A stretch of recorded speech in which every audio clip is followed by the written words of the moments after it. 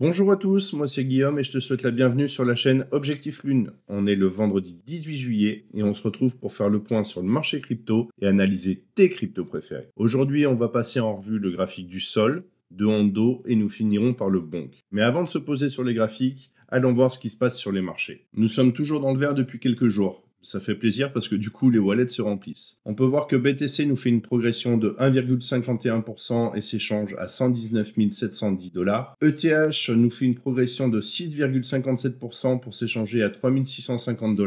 Suivi de très près par le Sol qui nous fait une progression de 6,39% et s'échange à 183 $. Et XRP, lui, qui explose puisqu'il nous fait une progression de 12,52% et s'échange à 3,54 $. Pour ceux qui veulent passer à l'action ou simplement tester notre plateforme, chez Objectif Lune, on a l'habitude de travailler avec Bitunix. Et en passant par le lien en description, tu profiteras de 10% de réduction à vie sur tes frais de trading. Et passons rapidement sur le graphique du BTC. Nos targets long terme pour le moment n'ont pas bougé, elles sont toujours comprises entre les 131 546 et les 166 795. Du côté du RSI, on commence à avoir une divergence qui s'installe ici et sur le prix ici. Ce qui veut dire que potentiellement un dernier plus haut au niveau du prix est encore possible. Mais nous devons aller sur le H4 pour le vérifier. Nous sommes toujours dans notre zone de prix H4, bloquée entre les 123 218 ici et les 115 736. Nous pouvons voir que nous avons cassé le dernier plus haut RSI juste là. Donc ça, c'était notre dernier plus haut RSI, ce qui nous projetterait sur une continuation haussière sur la zone des 121 780 et des 124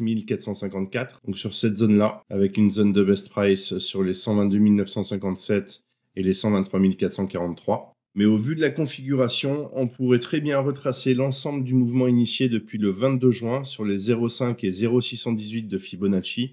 Donc c'est-à-dire cette zone-là, sur les 110 709 et les 107 756. Donc si l'on croise ces targets avec une prolongation de Fibonacci et avec les données actuelles, nous aurions une zone sur les 113 517 et les 108 894 avec une zone de best price sur les 111 482 et les 110 659. Donc c'est une zone qui n'est pas à négliger. Si toutefois nous venions chercher ces targets, ça ne remettrait pas en cause nos targets long terme. D'ailleurs, c'est quelque chose que je vous avais déjà tracé depuis un moment. C'est ici la zone jaune, donc on vient taper la target pour avoir un retour sur le retracement ici. Il faut savoir que ce que je te partage ici reste mon analyse du marché à un instant T. Ce n'est pas un conseil d'investissement et comme toujours, je t'invite à faire tes propres recherches et à adapter ta stratégie à ton profil de risque. Et on passe maintenant sur le graphique du Sol. Nous sommes clairement haussiers, on peut voir que le pivot et le dernier plus haut RSI ont été arrachés. Nos targets long terme restent inchangés puisqu'on se dirige sur les 218 et les 275 avec une zone best price sur les 243 et les 253. Et on va passer tout de suite sur le H4 pour avoir un peu plus d'infos. À l'heure actuelle, nous avons une divergence qui pourrait s'effacer, donc divergence sur le RSI ici et sur le prix. Si elle vient casser le dernier plus haut RSI, concrètement, nous serions sur une continuation haussière et nous irions chercher nos targets sur les 199 et les 225 avec une zone de best price sur les 215 et les 210. Et sur plus petite unité de temps, nous pourrions nous diriger vers les 192 et les 205 avec une zone de best price sur les 197 et les 200. Donc cette zone-là, on restera vigilant sur cette unité de temps car elle absorbe beaucoup plus de bruit que les autres time frames, c'est-à-dire qu'elle est plus sujette aux variations et aux retournements. Si toutefois nous n'arrivions pas à casser le dernier plus haut RSI, nous pourrions nous projeter sur un retracement des 0,5 et des 0,618 de Fibonacci sur les 164,91 et les 160,27 dans un premier temps. Donc sur cette zone-là. Et si toutefois on vient casser le pivot ici, dans ce cas-là, on corrigera l'ensemble du mouvement haussier initié depuis le 22 juin. Et dans ce cas-là, nous irions chercher la zone des 155 et des 148 pour repartir à la hausse. Je te fais un petit rappel, si tu trades, fais attention à prendre toujours tes profits sur la même time frame que ton analyse. C'est-à-dire que si tu analyses en H4, tu prends tes profits en H4. On ne peut pas traverser les time frames. C'est-à-dire que si tu te positionnes en H4, tu peux pas aller chercher les targets sur le D1 par exemple. Maintenant que c'est dit, allons voir ce que nous réservent les annonces macroéconomiques aujourd'hui. Aujourd'hui, nous avons deux annonces à 14h30 et une à 16h. Donc à 14h30, on a le Housing Starts, donc c'est les permis de construire accordés sur le mois de juin, est attendu à 1,3 million contre 1,256 million précédemment. Et les Building Permits, donc c'est la mise en chantier sur le mois de juin, prévu à 1,39 million contre 1,394 million auparavant. Ces deux stats sont cruciales pour mesurer la santé du marché immobilier US. Si c'est plus faible que prévu, ça peut alerter sur un ralentissement économique. À 16h, on a le Michigan Consumer Sentiment sur le mois de juillet. Donc c'est l'indice du moral des consommateurs. On a une prévision à 61,5 au-dessus des 60,7 du mois dernier. Un moral meilleur que prévu pourrait soutenir le dollar et faire pression sur le Bitcoin et les cryptos en intraday. Donc si on doit faire une conclusion, garde un œil sur le calendrier aujourd'hui, car ces chiffres peuvent clairement impacter les marchés traditionnels et par effet domino le marché crypto. On manage ses positions et on pense à se protéger avec des SL ou des stop suiveurs. Et on se retrouve tout de suite sur le graphique du Hondo.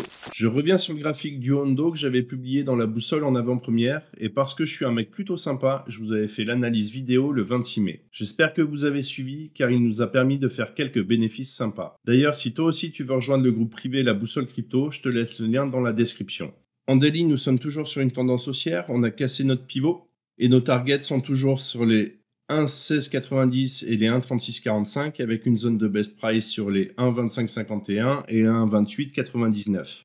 Du côté du H4, si nous venons casser notre dernier plus haut RSI, si le RSI vient passer au-dessus ici, nous pourrions considérer que nous sommes sur une continuation haussière et dans ce cas-là, nous pourrions nous projeter sur la zone des 1,1906 et des 1,30098 avec une zone de best price sur les 1,2430 et les 1,2642.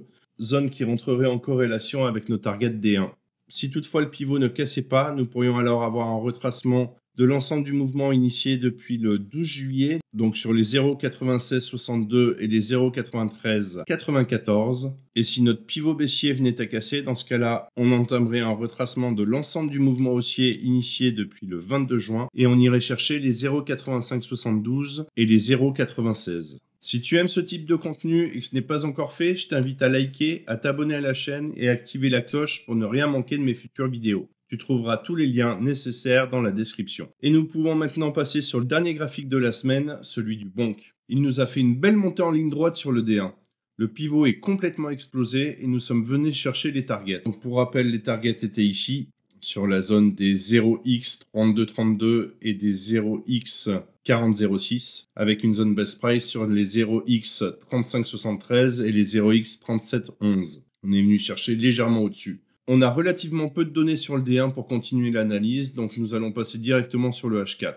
Donc sur le H4, nous pouvons voir que nous avons potentiellement un retracement qui est en train de se faire, et on pourrait aller chercher la zone des 0x3002 et des 0x2577 avec une zone de best price sur les 0x2815 et les 0x2739 qui serait en corrélation avec la zone de retracement du mouvement haussier initié depuis le 9 juillet, donc sur la zone des 0x 3037 et des 0x2787, donc les 0,5 et les 0,618 de Fibonacci. On fera tout de même attention si toutefois le RSI venait ici à casser le pivot baissier. Dans ce cas-là, on entamerait une correction de plus grande ampleur sur l'ensemble du mouvement haussier initié depuis le 22 juin. Et dans ce cas-là, on irait chercher la zone des 0x2612 et des 0x2265. Dans l'immédiat, je vous conseille d'être prudent, de ne pas prendre trop de risques et d'attendre d'avoir un petit peu plus de données pour qu'on puisse confirmer les targets. Voilà, je pense que j'ai tout dit et que je n'ai rien oublié. On a fait le tour pour aujourd'hui de l'ensemble des cryptos. On se retrouve la semaine prochaine pour une nouvelle vidéo. D'ici là, je te souhaite un excellent week-end et comme toujours, prends soin de toi et de tes cryptos. Ciao!